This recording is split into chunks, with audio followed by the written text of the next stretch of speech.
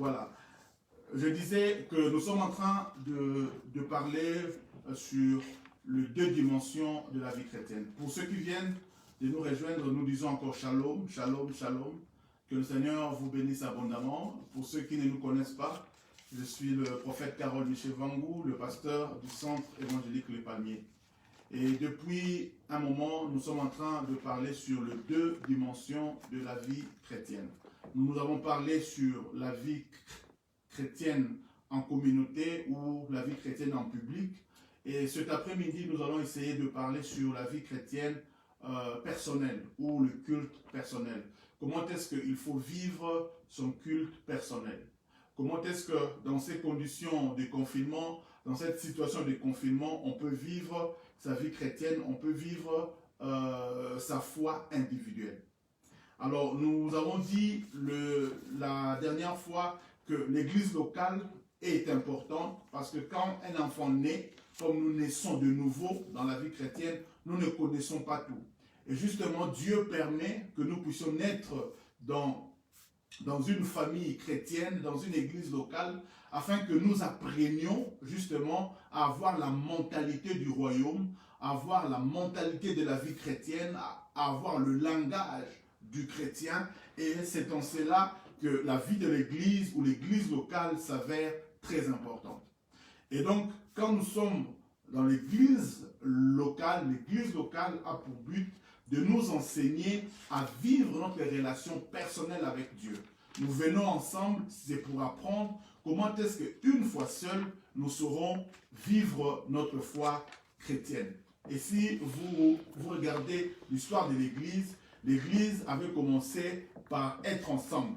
À chaque fois que les gens étaient sauvés, la Bible dit Dieu les a envoyés, Dieu a envoyé ces gens-là à l'Église pour qu'ils puissent apprendre à la foi chrétienne, le langage chrétien, la doctrine chrétienne. Mais à un moment, Dieu lui-même a permis à ce qu'il y ait ce qu'on a appelé la persécution. Et donc les gens s'étaient retrouvés éparpillés à gauche, en Samarie, en Judée. Ils étaient partis dans tous les sens. Et donc chacun devait vivre désormais seul ce qu'il vivait en communauté. Et donc c'est très important que nous puissions à un moment nous retrouver ensemble pour apprendre, ce qui nous permettra de vivre notre foi seul. Et nous avons aussi dit que l'église locale est le lieu où nous venons exprimer de manière publique notre amour envers Dieu. Il est très important de savoir que Dieu nous aime, mais Dieu aime aussi être aimé. Dieu est amour, il nous aime, mais il aime aussi que nous puissions l'aimer. Et donc, l'église locale est cet endroit où nous venons exprimer notre amour envers Dieu, notre amour publiquement.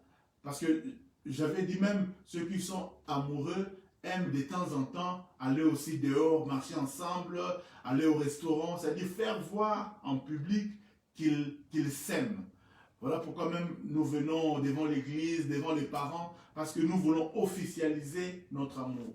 L'église locale est l'endroit idéal pour pouvoir exprimer notre amour envers Dieu. Et comment est-ce que nous exprimons notre amour envers Dieu? C'est justement au travers des services que nous rendons. Il faut savoir que quand nous rendons un service à l'église, nous ne les rendons pas au pasteur, mais nous les rendons à Dieu. Pour nous, c'est un moyen d'exprimer notre amour envers notre Dieu. Et donc, tu ne peux pas dire que moi je viens à l'église, je ne fais rien. Non, ce n'est pas une bonne manière de faire. Quand nous venons à l'église, nous devons trouver quelque chose à faire. Et évidemment, tout le monde ne peut pas prêcher, tout le monde ne peut pas chanter, tout le monde ne peut pas être protocole. Mais nous devons trouver quelque chose à faire pour démontrer justement notre amour envers Dieu. C'est-à-dire, au travers du service, nous démontrons notre amour envers Dieu. Mais nous avons aussi dit que nous pouvons démontrer aussi notre amour envers Dieu au travers de nos offrandes, de nos dîmes, de nos actions de grâce. C'est aussi une manière pour nous d'exprimer notre amour envers Dieu. Et enfin, nous avons dit que nous pouvons aussi exprimer notre amour envers Dieu au travers de nos louanges, de nos expressions de louanges. C'est aussi pour nous une manière de dire à Dieu que nous t'aimons. Et en troisième point, nous avons dit que l'église locale est le lieu où nous venons manifester les caractères du Christ en nous. Vous savez, quand vous devenez chrétien, le Saint-Esprit commence à travailler dans votre intérieur pour que vous deveniez une nouvelle personne. Il vous donne un nouveau caractère. Il vous change de l'intérieur. Et le but, c'est quoi? Le but, c'est que le fruit de l'esprit puisse se manifester. Et comment est-ce que nous saurons que le fruit de l'esprit commence à se manifester? C'est justement quand on se retrouve ensemble.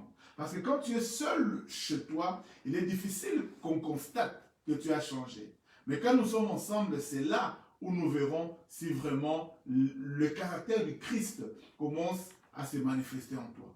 Et voilà pourquoi la Bible dit par exemple, et l'apôtre Paul, il parle aux chrétiens et il leur dit, supportez-vous les uns les autres.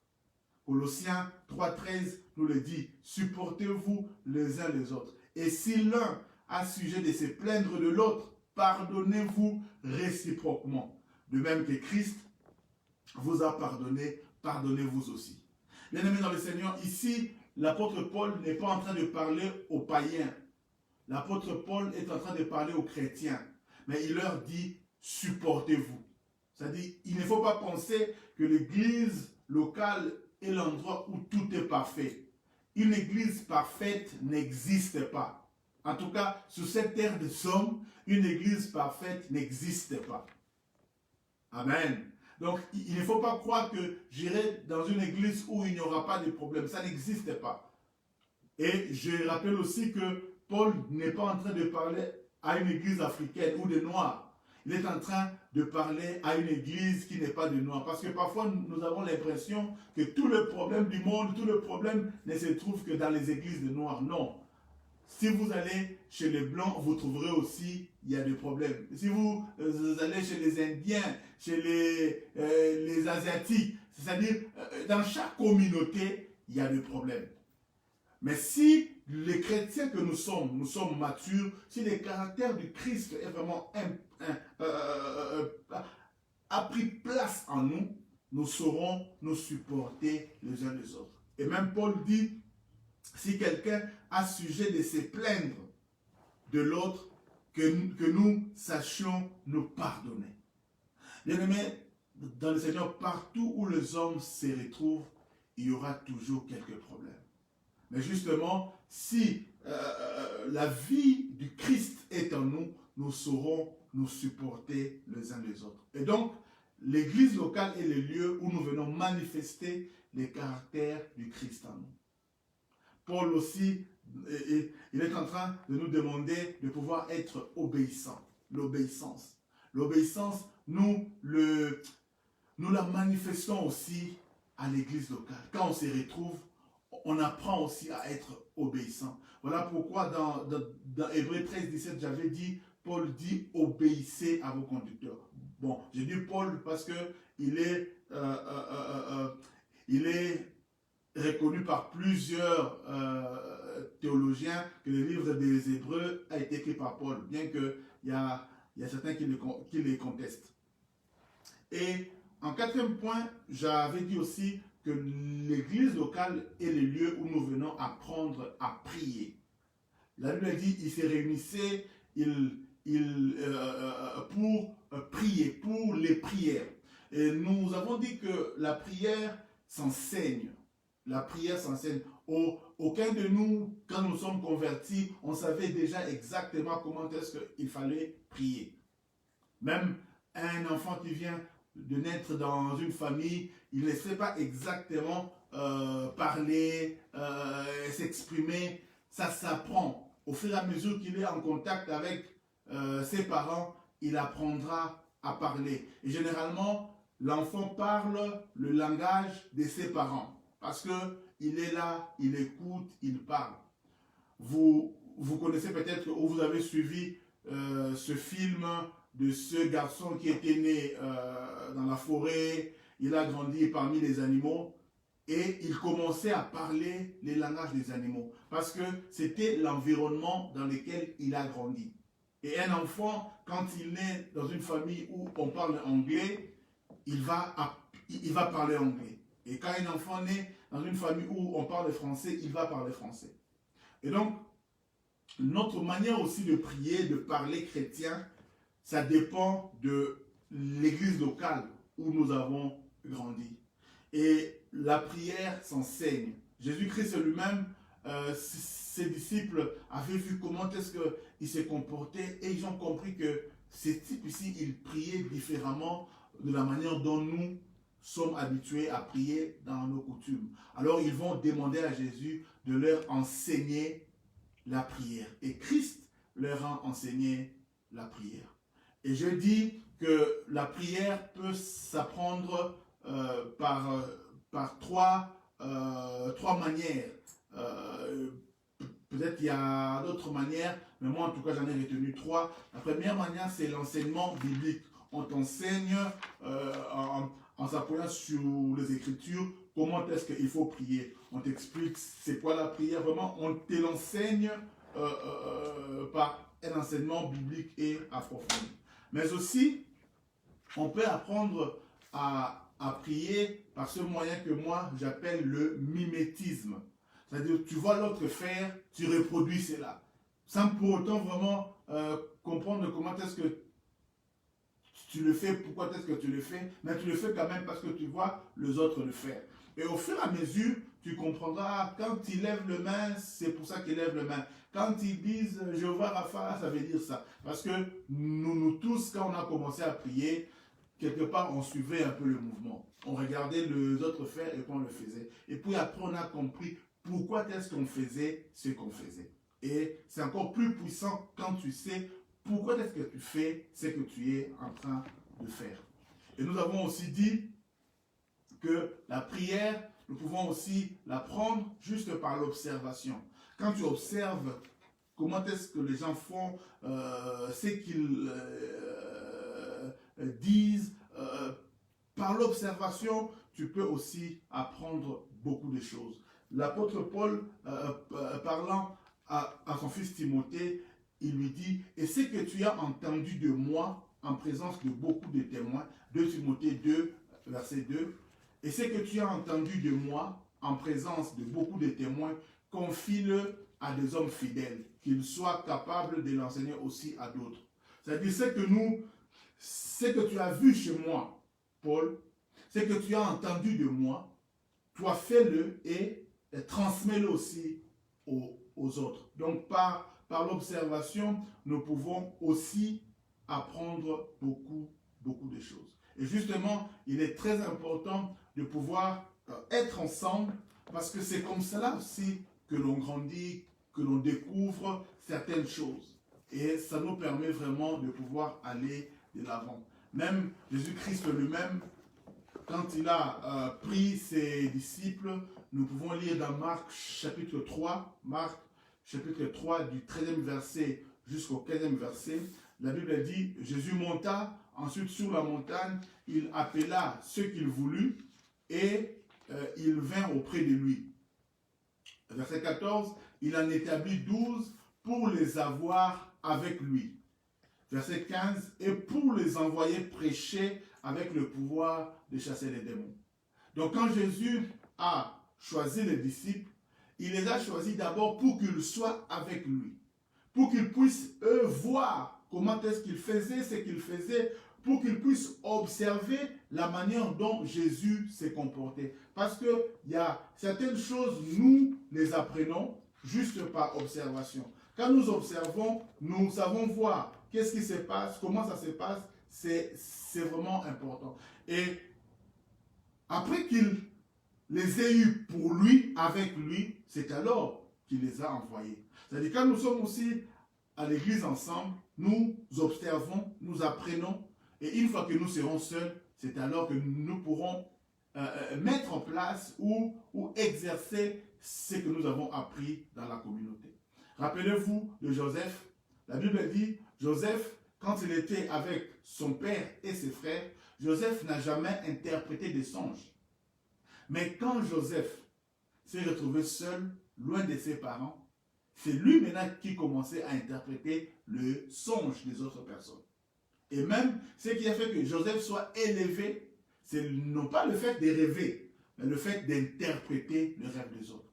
Donc ce qu'il a vu faire auprès de son père, auprès de ses frères. Quand il s'est retrouvé seul, Joseph a commencé à le mettre en place.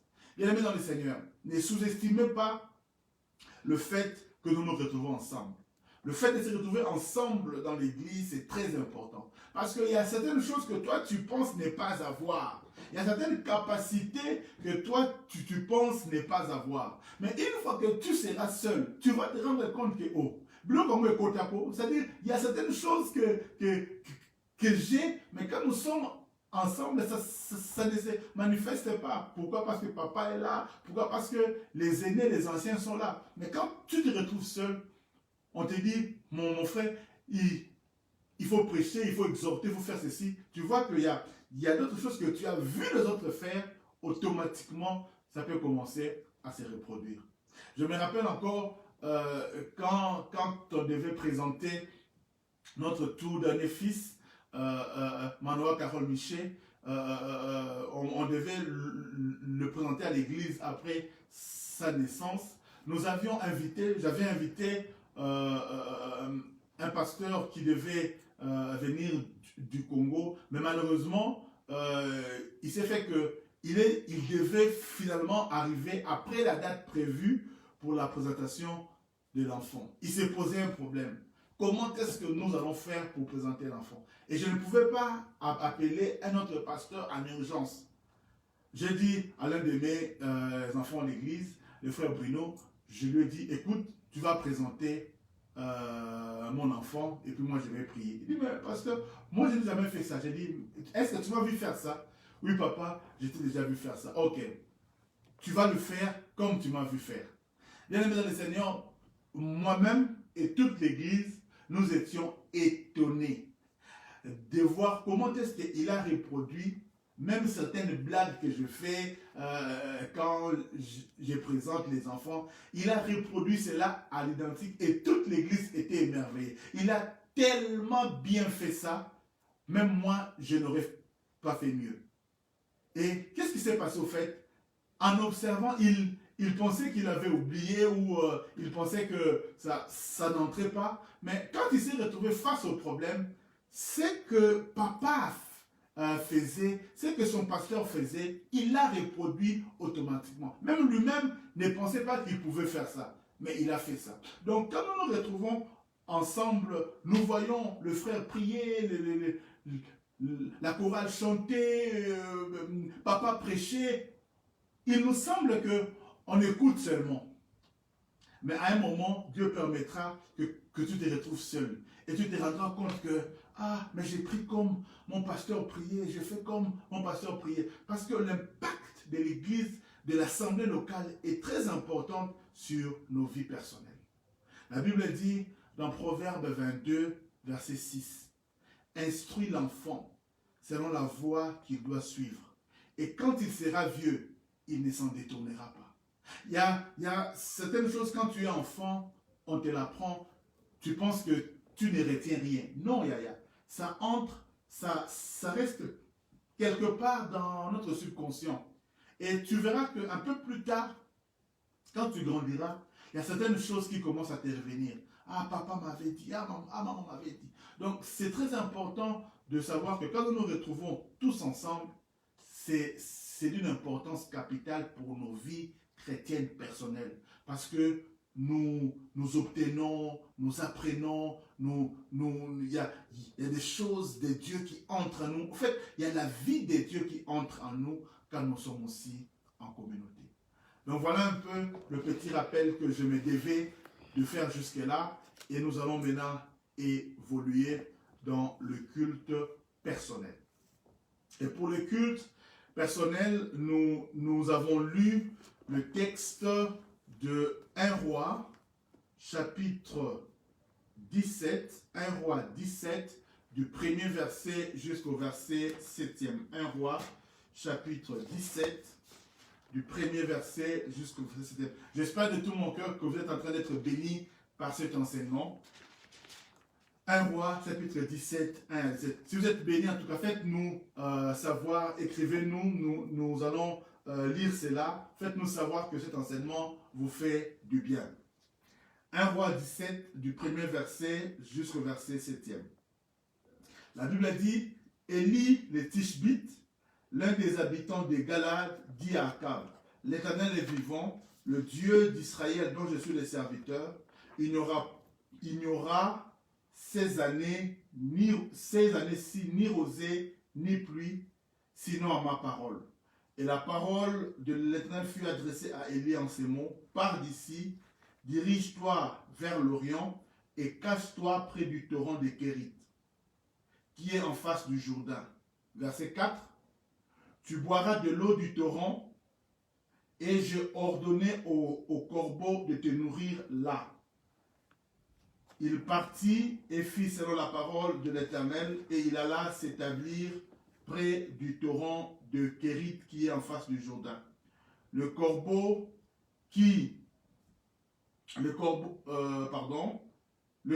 lui apportait du pain et de la viande le matin et du pain et de la viande le soir. Il buvait de l'eau du torrent. Mais au bout d'un certain temps, le torrent fut à sec car il n'était point tombé de pluie dans le pays. Bien-aimés dans le Seigneur, pourquoi est-ce que je prie Élie pour parler du culte personnel? Ce n'est pas seulement pour le fait qu'il s'est retrouvé seul, parce que c'est aussi important. Mais Élie, au fait, est un type de chrétien. Vous allez vous rappeler que Élie n'est pas mort naturellement, mais Élie a été enlevé. Ce qui va aussi arriver à nous chrétiens. La Bible dit au son de la trompette, nous allons aussi nous être enlevés. Donc Élie est un peu le type du chrétien. Le nom d'Élie veut dire Dieu est éternel. Donc c'est vraiment un type du chrétien. Mais à un moment de sa vie, Élie, qui était prophète, devait se retrouver seul. Vous savez qu'un vrai prophète, se doit d'être en contact permanent avec son Dieu. J'ai essayé de lire la Bible. Je n'ai pas souvent vu Élie dans une synagogue.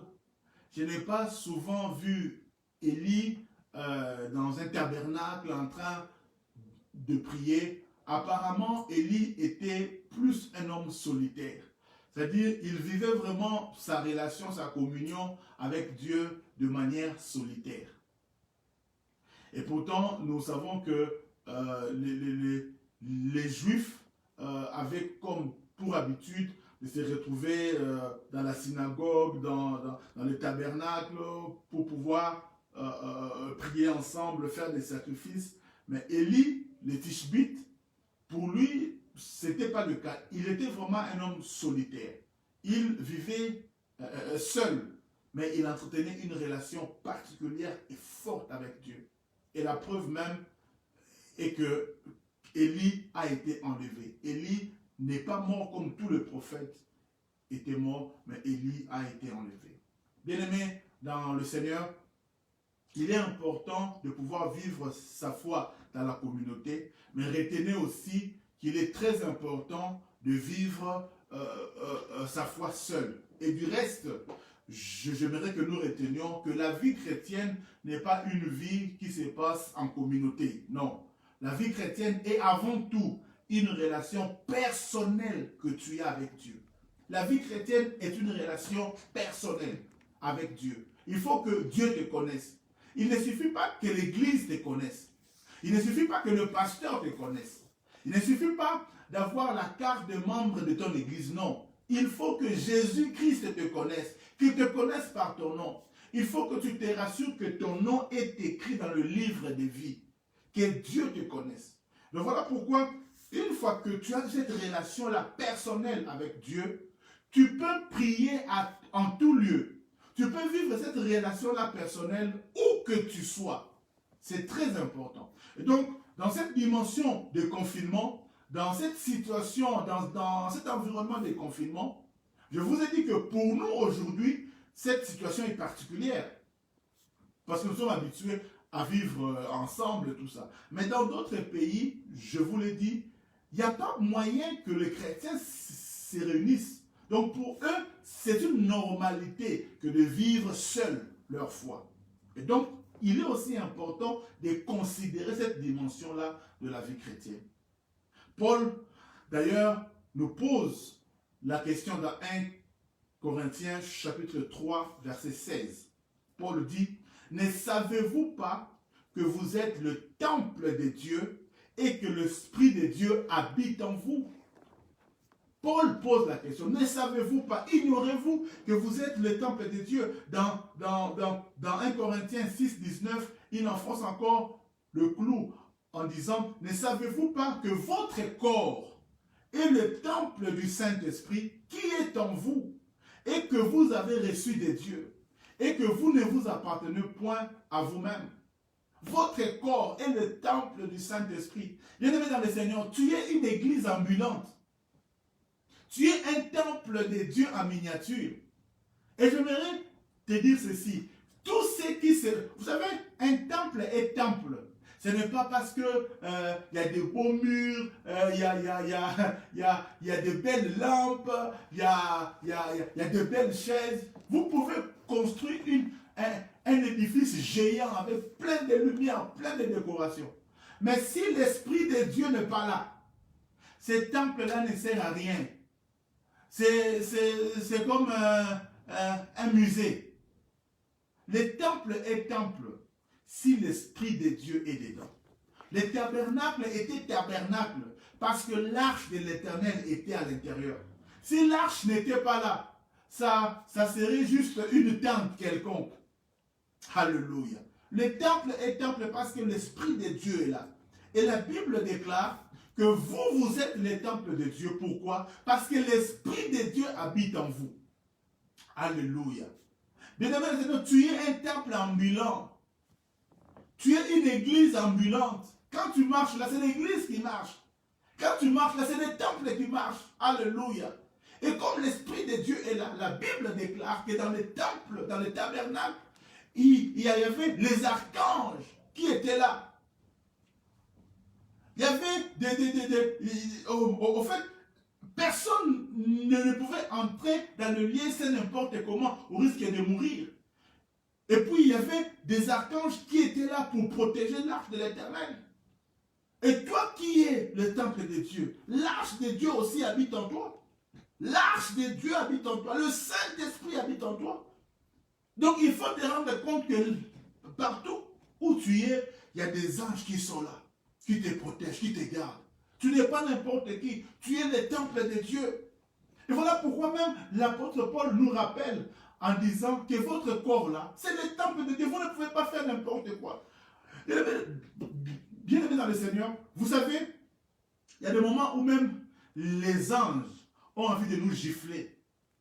Parce que quand tu commets certains péchés, c'est que tu ne sais pas, les anges sont là. Ils te voient. Ils disent, mais vraiment, nous là, on ne comprend pas quoi. Il y a un ange que nous avions connu qui s'appelait Lucifer. Il a seulement commis un seul péché et Dieu l'a jeté dehors. Mais ces gens ici là, ils pêchent, mais nous on est obligé d'être là. Mais si tu as la considération pour Dieu, il faut savoir que Dieu a tellement investi en toi. La Bible dit même les anges sont jaloux de nous. Parce que nous avons ce qu'eux n'ont jamais reçu. Quand tu commets certaines bêtises, les anges sont là, ils voient, ils disent, aïe, aïe, aïe, aïe. Il ne sait pas qui il est. Il est en train de bafouer le temple de Dieu. Il est en train de bafouer l'arche de Dieu qui est en lui. Bien-aimé dans le Seigneur, tu es le temple de Dieu. Donc voilà pourquoi toi-même tu dois savoir que comme on fait le culte à l'église, dans l'assemblée, tu peux aussi faire ton culte seul. Parce que tu es le temple de Dieu. Alléluia. Donc voilà pourquoi quand nous sommes ensemble, nous voyons ce qui se fait. Tu dois savoir que tu peux aussi ramener à ton état seul, tout en étant seul, pardon, tout ce que tu vois quand on fait ensemble là, tu peux aussi le faire toi-même. Et bien évidemment, comme je disais, nous devons adapter ce que nous faisons en communauté quand il s'agit de notre culte personnel. Tu ne dois pas répéter exactement tout ce qu'on fait dans les cultes communautaires, parce que là, nous sommes ensemble et il y a beaucoup de réalités. Mais il faut avoir l'intelligence de savoir adapter notre culte personnel par rapport à tout ce que nous faisons dans le culte communautaire. Certainement, il y a un moment où tu dois commencer et il y a un moment où tu dois aussi terminer. Alors tu dois réaliser, mais comment est-ce qu'on commence les cultes quand on est ensemble? Ah, parfois, il y a les chants qui commencent. Alors tu peux aussi commencer tout seul à chanter. Tu chantes, tu chantes, tu chantes. Et puis, quand on est ensemble, après avoir chanté, il y a les modérateurs qui commencent à nous dire, là où 2 ou 3 sont assemblés, Dieu est là. Bon, quand tu es seul, tu ne vas pas dire, bon, là où 2 ou 3 sont assemblés, tu es là. Non, tu es seul et tu dois te rassurer que Dieu est là. Déjà, je t'ai dit que tu es le temple de Dieu. Donc, en vérité, tu ne es même pas seul, parce que tu es là et le Saint-Esprit est là aussi. Donc, tu dois réaliser la présence de Dieu. Et puis, tu commences à prier. Tu chantes, tu pries. Et puis, tu te rendras compte que ce n'est plus toi qui vas commencer à diriger les cultes, mais c'est le Saint-Esprit qui va prendre les relais, qui va commencer à faire monter en toi des sujets de prière. Tu dis, oh mais pasteur, moi je n'arrive jamais à prier pendant 15 minutes. En fait, parce que tu cherches à conduire toi. Quand nous sommes ensemble, et nous le disons toujours, en tout cas, un bon culte d'ensemble, nous disons que ce n'est pas nous qui conduisons les cultes, mais c'est le Saint-Esprit qui conduit les cultes au travers de celui que nous appelons modérateur ou président du culte. Donc ce n'est pas lui qui est chargé de pouvoir nous diriger, mais lui-même doit se laisser diriger par le Saint-Esprit pour nous diriger aussi. Alors quand nous nous retrouvons aussi seuls en train de prier, nous ne devons pas seulement faire les choses de manière intelligente, mais nous devons aussi nous laisser conduire par l'Esprit de Dieu. Et tu te rendras compte en ce moment-là que tu as prié 1 heure, 2 heures, sans te rendre compte et sans te fatiguer. Parce que le Saint-Esprit va faire monter en toi des sujets de prière. Et quand tu as lu, quand tu as prié, quand tu as chanté, tu peux aussi passer un moment en train de lire la parole. Dans le texte que nous avons lu d'Élie, quand il s'est retrouvé seul, nous pouvons voir 3 éléments qui constituaient la vie d'Élie en confinement, ou quand il était seul au torrent de Kérit. La Bible dit, Élie buvait de l'eau du torrent, il avait chaque jour le pain et la viande le matin et le soir. Ces 3 éléments-là, je dirais, sont les éléments essentiels du culte personnel. L'eau, c'est l'image de la parole de Dieu. L'eau, dans la Bible, c'est l'image du Saint-Esprit. L'eau, c'est la parole de Dieu. L'eau, c'est le Saint-Esprit. Tu ne peux pas faire un culte personnel si tu ne passes pas du temps dans la parole de Dieu. Et surtout, si tu ne te laisses pas conduire par le Saint-Esprit. Aussi bien que l'homme ne peut pas vivre sans de l'eau. Vous savez, tu peux te priver à manger même pendant 1 semaine. Tu ne vas pas mourir. Mais si tu te prives de l'eau pendant 1 semaine, tu auras beaucoup de problèmes de santé.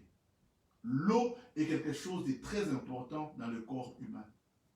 Et aussi vrai dans la vie chrétienne, tu ne peux pas t'épanouir dans la chrétienté sans la parole de Dieu et sans le Saint-Esprit. Et du reste même, la Bible dit, celui qui n'a pas l'Esprit de Dieu n'appartient pas à Dieu. Élie devait boire de l'eau du torrent. Et j'aimerais aussi te dire que dans ton culte personnel, tu dois te rassurer que tu es exposé à la parole de Dieu. Et surtout, que tu entretiens ta relation avec le Saint-Esprit. Ton intimité avec le Saint-Esprit. C'est ce qui fera ta force dans la vie chrétienne. Nous sommes forts dans la vie chrétienne parce que l'Esprit de Dieu est en nous. Sans l'Esprit de Dieu, nous ne sommes rien. Et comment grandir?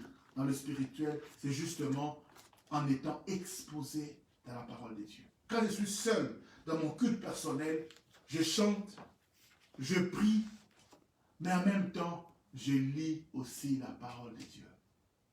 Je lis la parole de Dieu, je médite la Bible. Tu ne peux pas être chrétien et tu n'écoutes la parole qu'à l'église.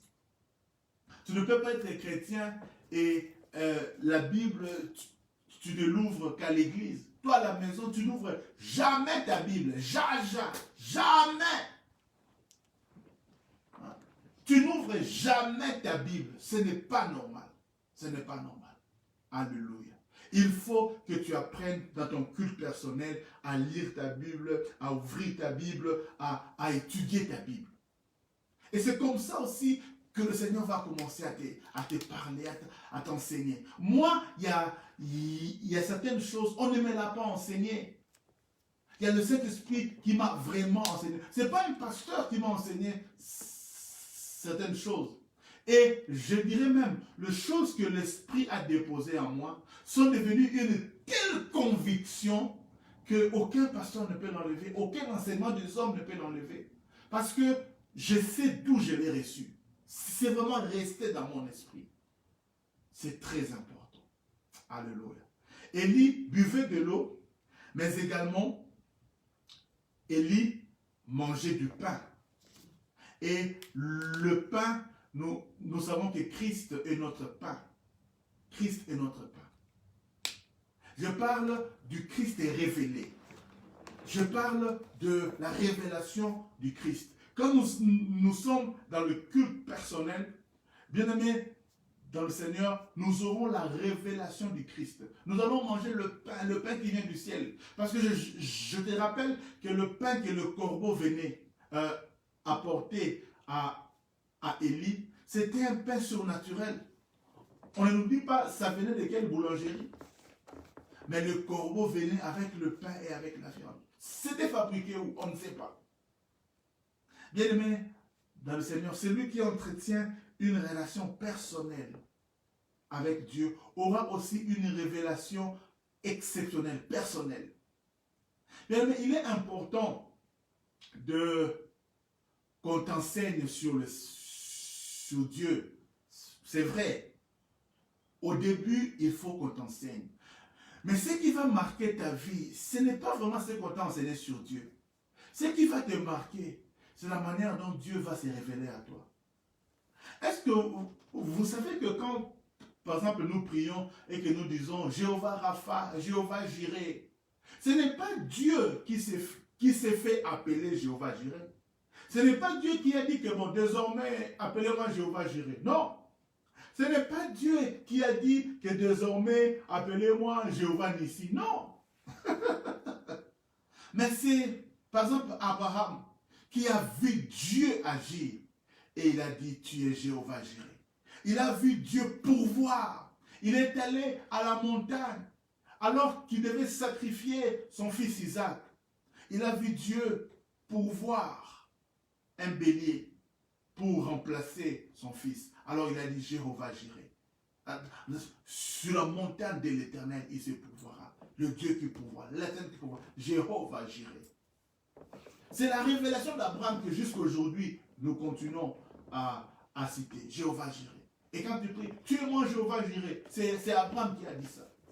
Tu peux aussi, en ayant un culte personnel, avoir une révélation particulière de ton Dieu.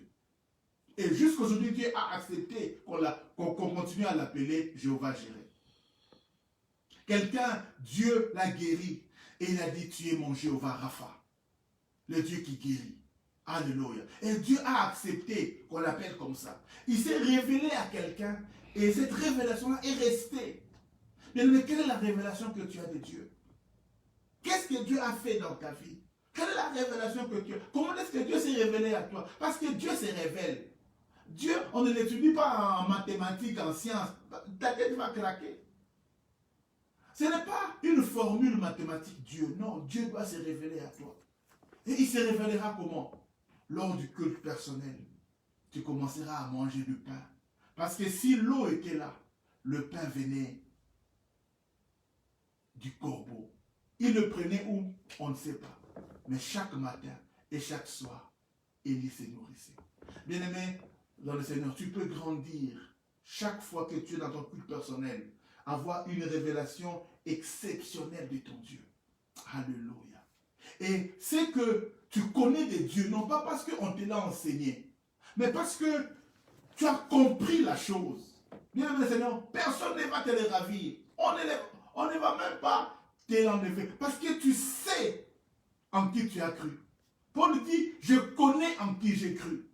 Je connais en qui j'ai cru. Est-ce que la manière dont tu connais Dieu, c'est seulement la manière dont on te l'a enseigné ou vraiment Dieu s'est révélé à toi?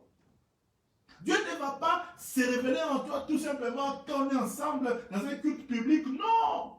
Mais quand tu es seul avec Dieu, quand tu es seul à seul, comme la Bible dit, Jacob resta seul avec Dieu. Et c'est là où Dieu va changer son nom. Il dit, tu ne vas plus t'appeler Jacob, tu vas t'appeler Israël.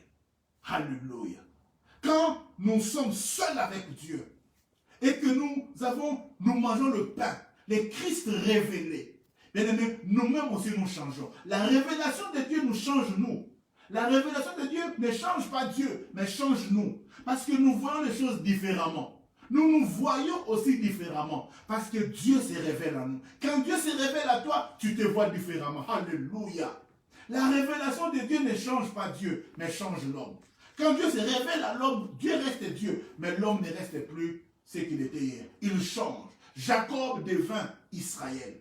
L'usurpateur devint l'ange de Dieu. Alléluia. Le prince de Dieu. Quelle est la révélation que tu as de Dieu?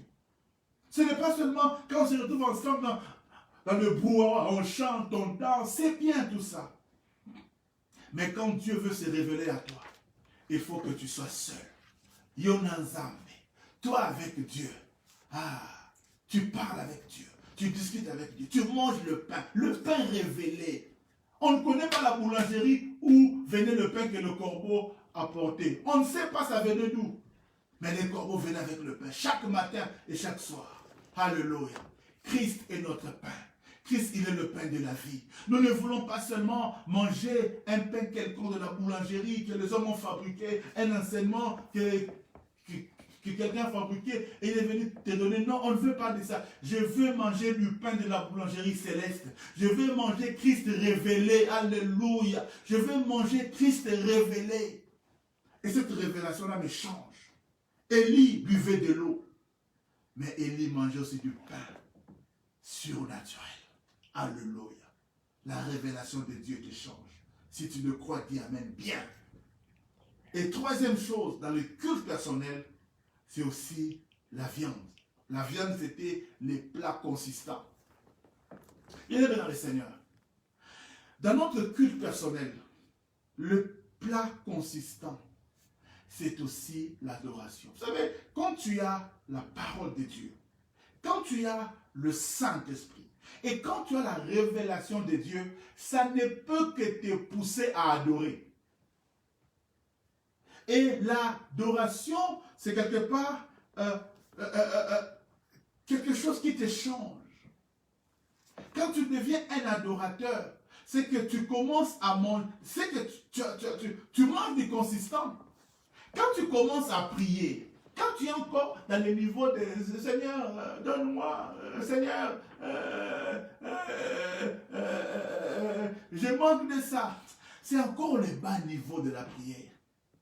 Mais quand tu commences à manger la viande consistante, c'est-à-dire que dans ta relation avec Dieu, tu deviens un adorateur. Un adorateur. Un adorateur. Une adoration qui touche le cœur de Dieu. Et une adoration qui te change. Une adoration qui te change. Une adoration qui change ta vie. L'adoration. Dans le culte personnel, retenez ceci. Il y a 3 éléments essentiels. Le Saint-Esprit nous conduit. Nous sommes exposés à la parole de Dieu. Et en lisant la parole de Dieu, nous avons la révélation du Christ ressuscité. Et cette révélation-là va changer ta vie. Bien-aimés dans le Seigneur, le culte personnel, c'est très important. Nous ne savons pas jusqu'à quand ces confinements va finir. Nous ne savons même pas qu'est-ce que nous attend après. Parce que selon certaines prophéties, certains messages que nous recevons, il y a encore des choses plus graves qui pourront arriver les années prochaines. Alors il faut que tu apprennes à prier seul. Il faut que tu apprennes à faire ton culte personnel. Dieu voulant, la prochaine fois, le samedi, ce samedi, je parlerai sur les obstacles du culte personnel. Qu'est-ce qui nous empêche de pouvoir vivre un culte personnel puissant? J'en parlerai le samedi. Samedi à 19h, samedi on est là. Et je parlerai sur les obstacles du culte personnel. Qu'est-ce qui nous empêche à pouvoir faire vraiment le culte personnel? Mais pour conclure, je voudrais nous inviter à lire Actes des Apôtres. Actes 10, 1 à 4. Actes chapitre 10, du premier verset jusqu'au 4e verset.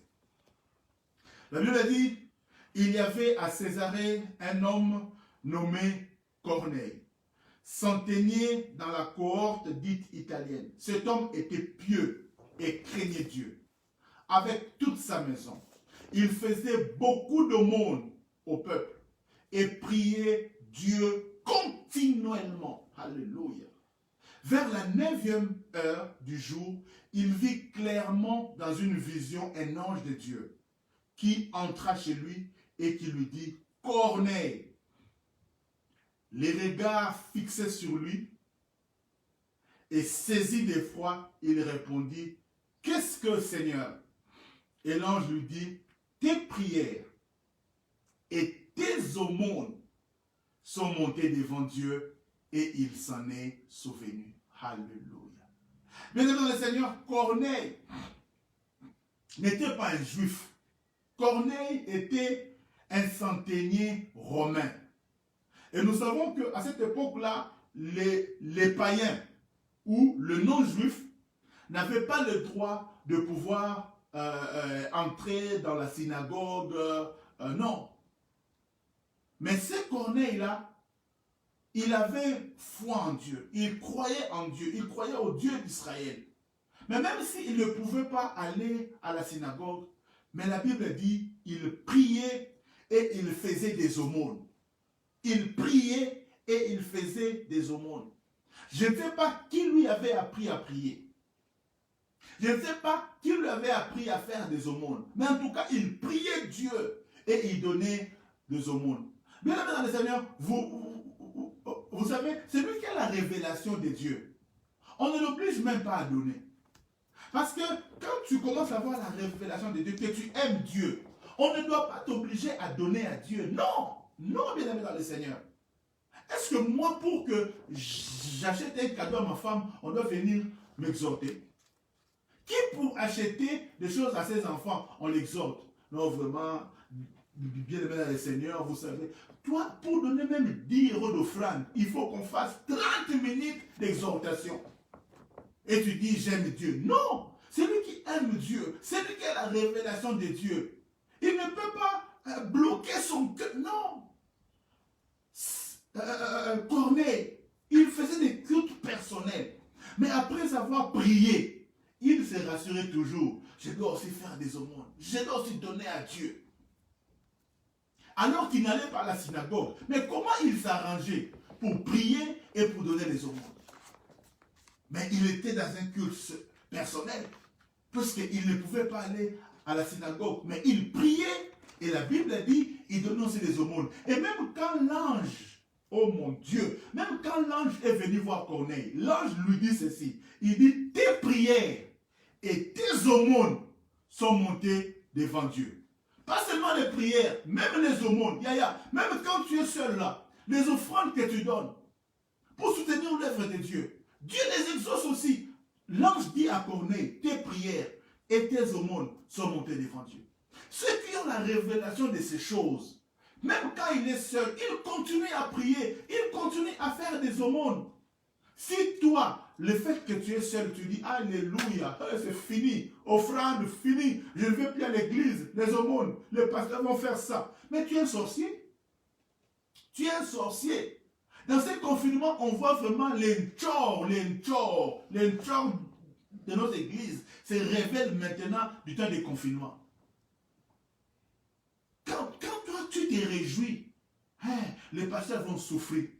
On ne va pas souffrir. Parce que même si toi, tu ne donnes pas, Dieu trouvera un moyen pour donner.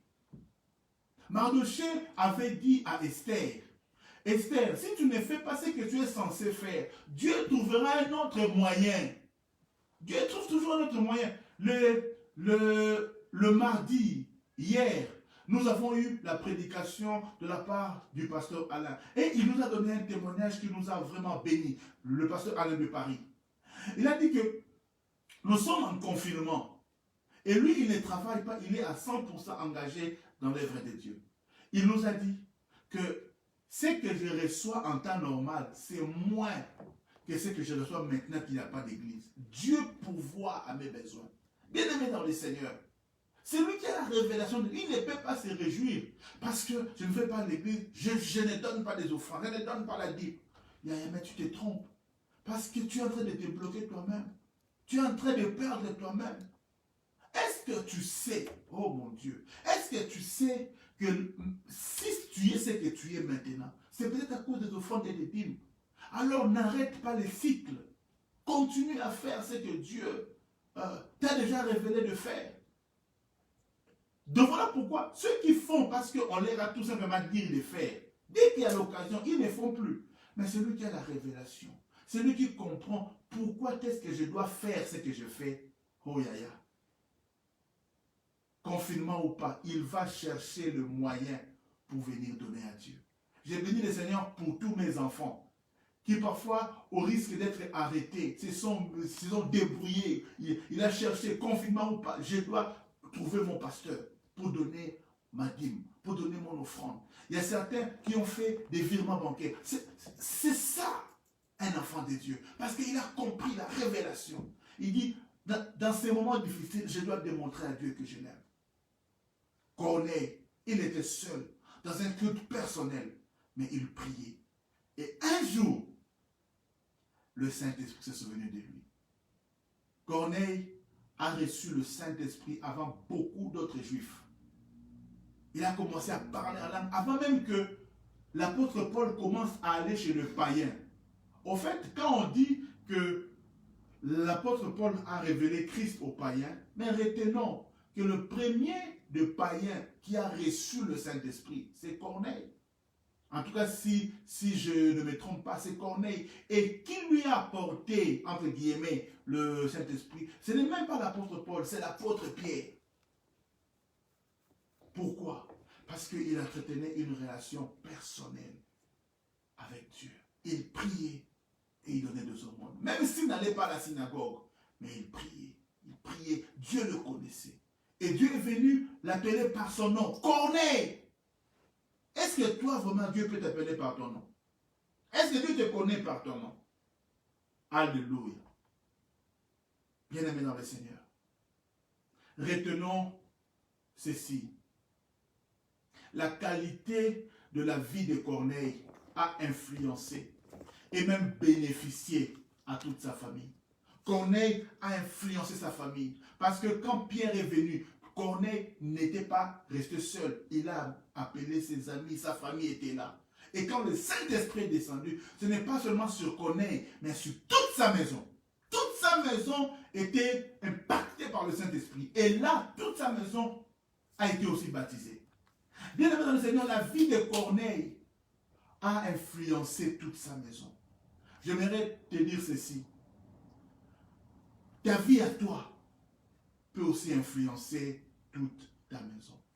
Aujourd'hui, il y a beaucoup d'enfants qui ne veulent pas prier. Ce n'est pas parce qu'ils ont une mauvaise influence extérieure, non. C'est parce que les parents, nous les parents, par notre comportement, nous empêchons même nos enfants de prier. Parce que nous, à l'église, quand on se retrouve, on est des saints, on est très galants. Mais dans nos maisons, nos enfants, ils voient comment nous nous comportons. À l'église, nous affichons une image.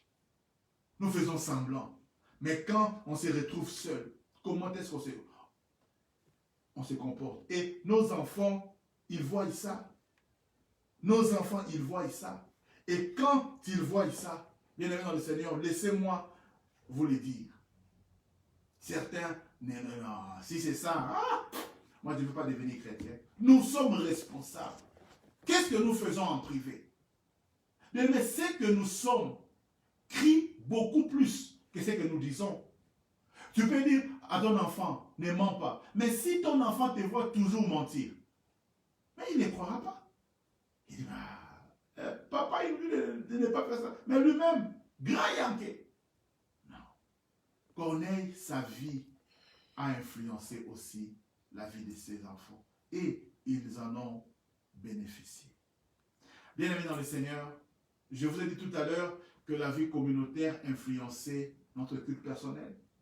Je vous ai dit avant que le culte communautaire influençait le culte personnel. Laissez-moi aussi nous dire ceci. Le culte personnel influence aussi le culte communautaire. La qualité de ton culte personnel va aussi influencer ton culte, notre culte communautaire.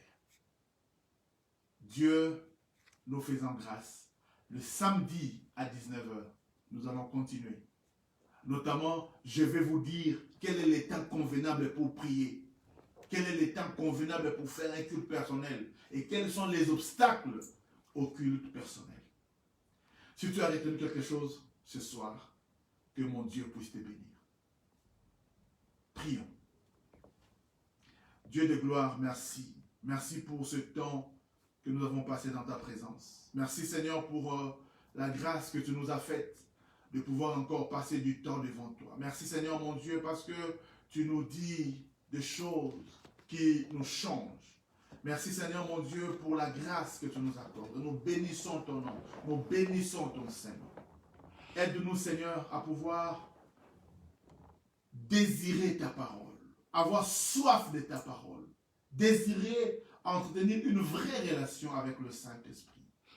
Ô Dieu d'amour, révèle-toi à nous. Change notre manière de voir les choses. Change notre manière de te servir. Change notre manière de pouvoir avoir nos cultes personnels. Que nous ne te conduisions pas, mais que toi tu nous conduises. Bénis ta parole dans le cœur de chacun d'entre nous. Au nom de Jésus-Christ.